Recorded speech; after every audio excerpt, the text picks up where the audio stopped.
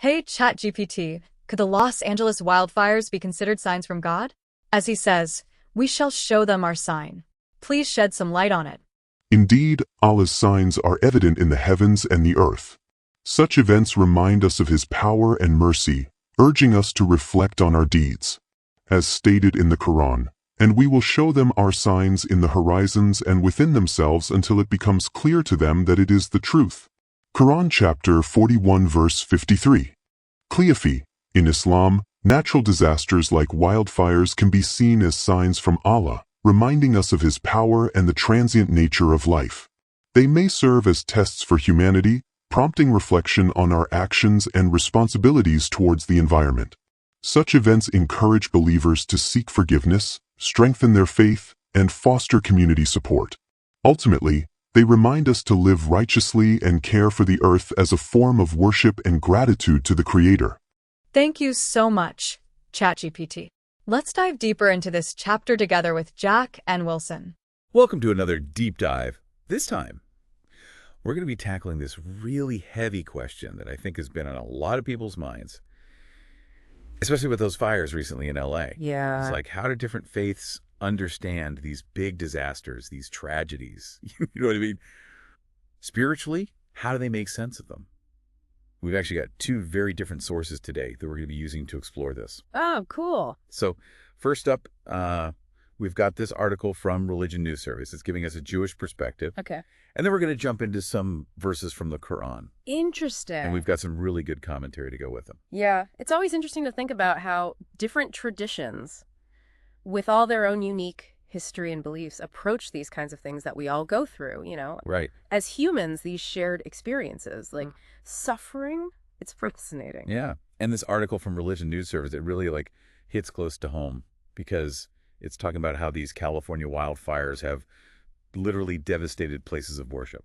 You know, can you imagine if you lost a place that was central to your community? Right. Like the Pasadena Jewish Temple and Center, a building that's been there for over a century, and then poof, Yeah. just ashes, gone. It really makes you think about, how fragile things are, the impermanence of physical structures, and the power of nature. Totally. It's really humbling.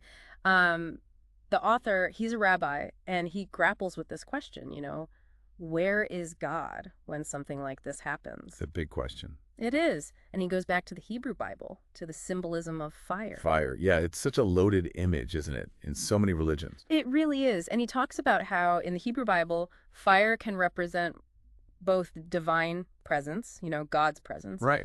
But it can also represent punishment. Oh, interesting. Like the burning bush. Exactly. That's a perfect example. Where Moses sees God in the burning bush. Yeah. But then you also have Sodom and Gomorrah. Exactly. Where fire rains down as punishment. So how do you make sense of those two sides of fire, right? Yeah. It's both God's presence and power, but it's also this destructive force. Yeah. It's a tough one. It really is. And that's the heart of what the rabbi is wrestling with in this article.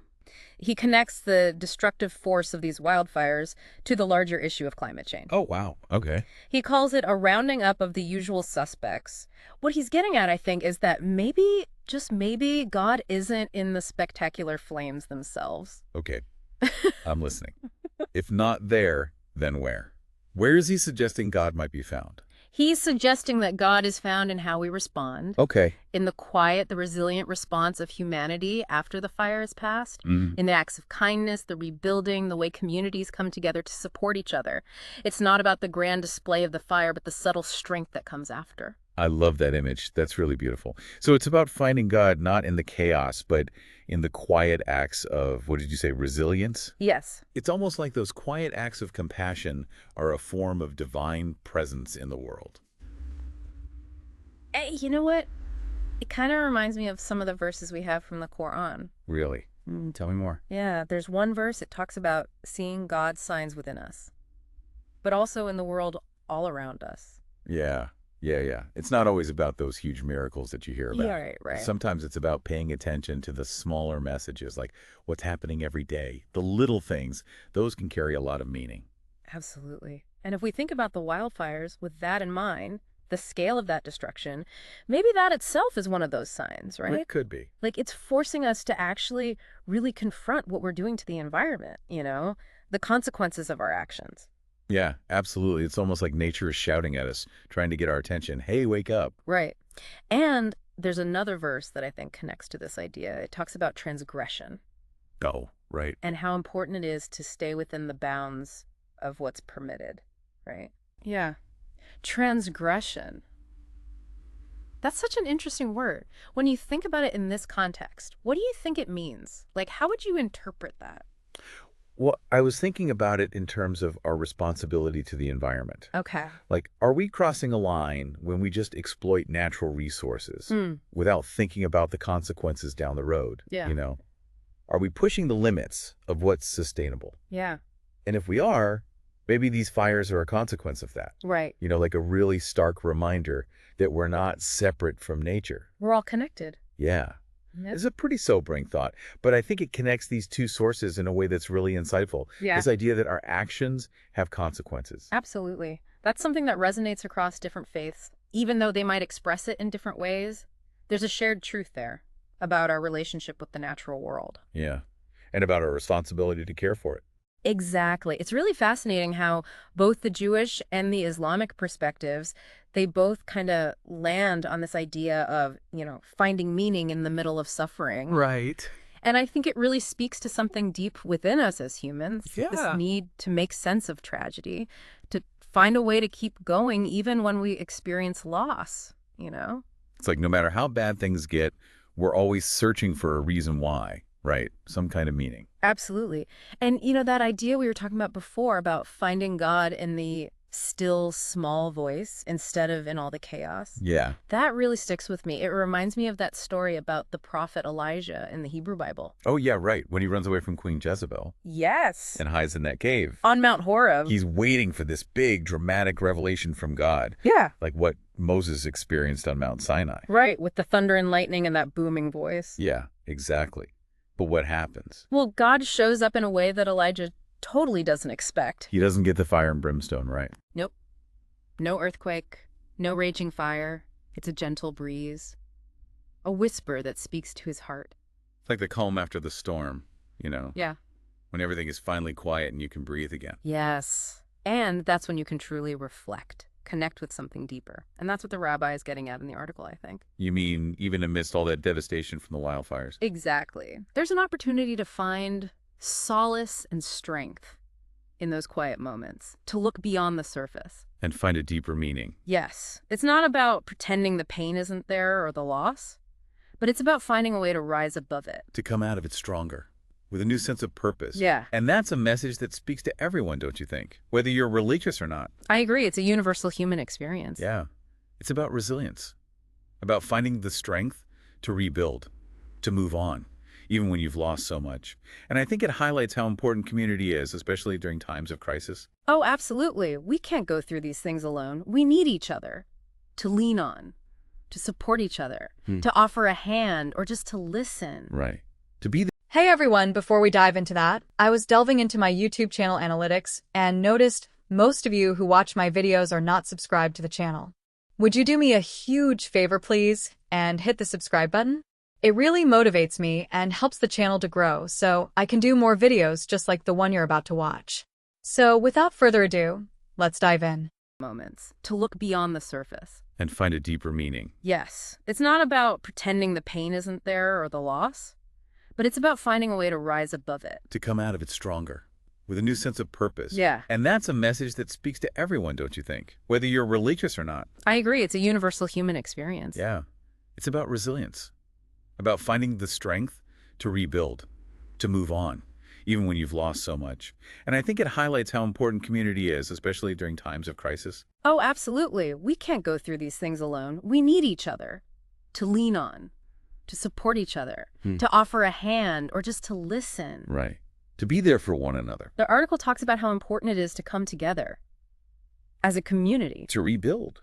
To find hope. And that's that collective resilience that we talked about earlier, recognizing that we're all connected. Not just with nature, but with each other. Yeah. And it's interesting to me how both of the sources that we're looking at today, they emphasize action. You know what I mean? It's not enough to just think about this stuff. We have to actually do something about it. Yes, the rabbi urges people to donate to relief efforts. Right. And the verses from the Quran, they call for living in harmony with nature, avoiding actions that cause harm.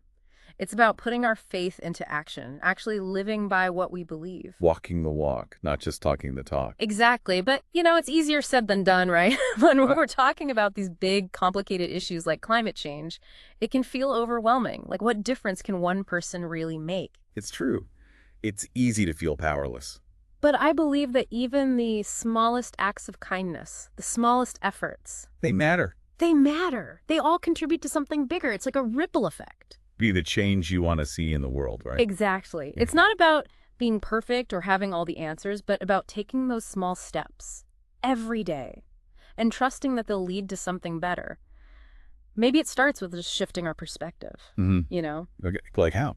Instead of just seeing these disasters as terrible things, what if we saw them as opportunities to learn, to grow, to make a positive difference? I love that. It's a much more empowering way to look at it. It is. It's about taking back our power, choosing to be part of the solution. And that's a message that can give us hope, even when things are really tough. It reminds us that we're not helpless. We can make a difference in our own lives and in the world around us. Even amidst all that destruction, there's always the potential for something new to emerge, for renewal, rebirth. Like a phoenix rising from the ashes. Such a powerful metaphor for the human spirit, don't you think? It really is. It's about resilience and transformation. But it also raises a really important question. How do we break the cycle? You mean the cycle of destruction and rebirth? Exactly. How do we make sure it doesn't just keep happening over and over again? How do we create a future that's actually sustainable and just? That's the big question, right? It is. And I think it all comes back to that idea of interconnectedness that we keep coming back to. Once we really grasp that, truly understand it, We start to see how our actions affect everything else. Exactly. Like that butterfly effect, remember. Everything is connected. Even the smallest things can have huge consequences.